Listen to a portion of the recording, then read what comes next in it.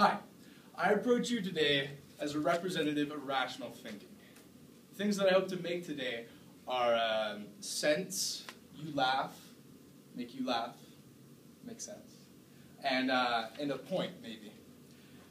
So, vaccinations. How many people know what a vaccine is? Can you raise your hand? Can you give me a quick definition, Neil?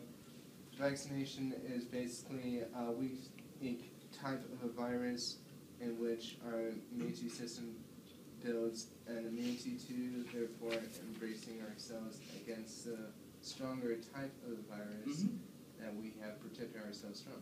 Yeah, to further clarify, it's not, by a weakened form of the virus, he means it's like the baby toe of the virus, basically.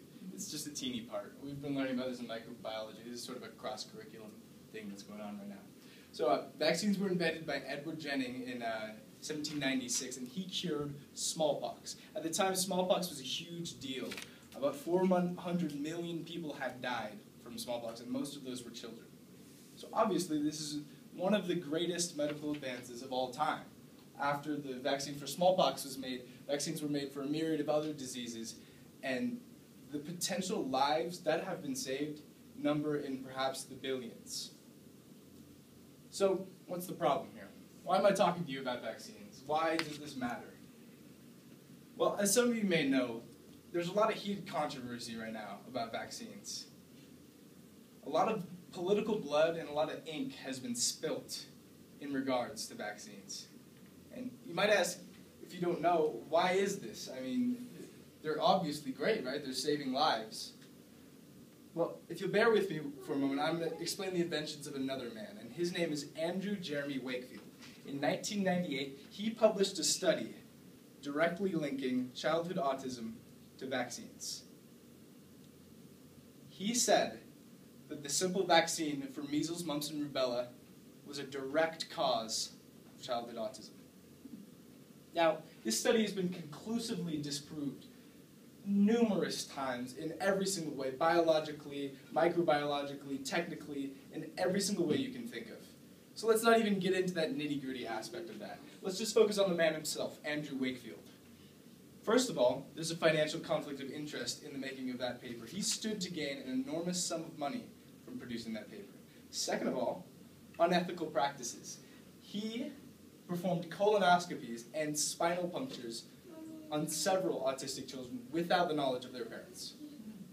Third of all, there's 300 directly linked hospitalizations following the publishing of this paper in The Lancet, which is a British medical journal.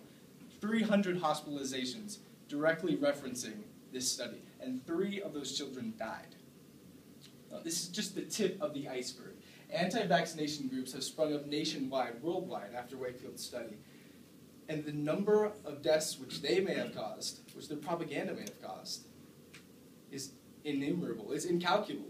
We can never know how many children have died because of their actions.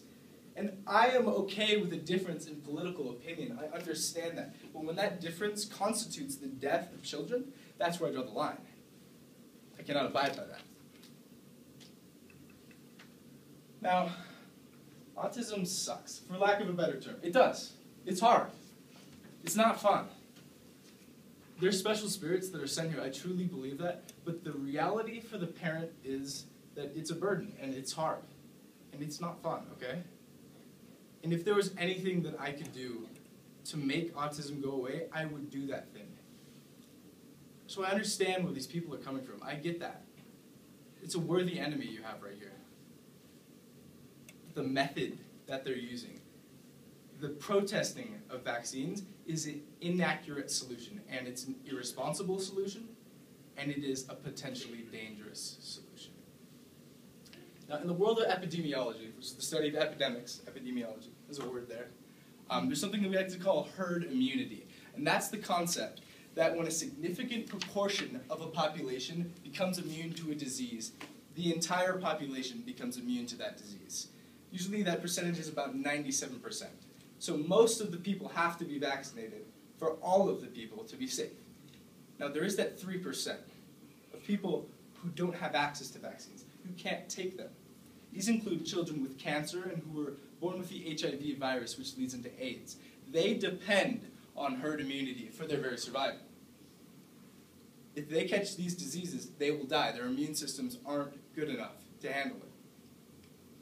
And so they need us to provide that herd immunity. And the choice to not vaccinate a child directly puts those children in harm's way.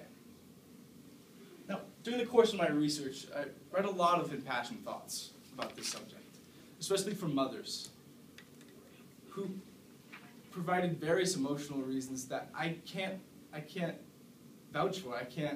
I've never been there. I can't relate to that. I don't have anything against that argument. Their argument is totally valid to me from an emotional standpoint. They say my child was diagnosed with autism after he was vaccinated. I believe the two are correlated. And I can't argue with that because I'm not a mother. I can't get that emotionally.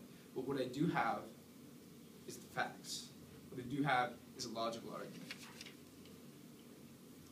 In statistics, there's something called, correlation does not imply causation.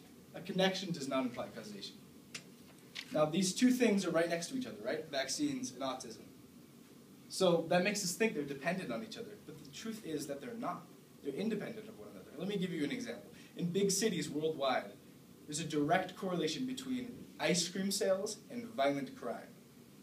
Now, using anti-vaccination logic, this would lead us to assume that ice cream sales lead to violent crime, right? But that doesn't make any sense, does it? The two things are right next to each other, but they're still independent of one another. They're in fact influenced by a third thing, which in the case of ice cream sales and the violent crime is heat, and in the case of autism and vaccines, it's just a similar time frame. And I know that seems oversimplified. It seems too easy to believe. We want there to be a connection. We want a conspiracy there. The truth is that there's not. Factually, medically, in every single sense. Now, to sum it all up, the Greek term for cow is vaka. And that's the root for the word vaccine, because one of the first vaccines ever made was made for cowpox. So, in the thinking of the Greeks, which is logical, by the way, don't have a cow. Get your kid vaccinated.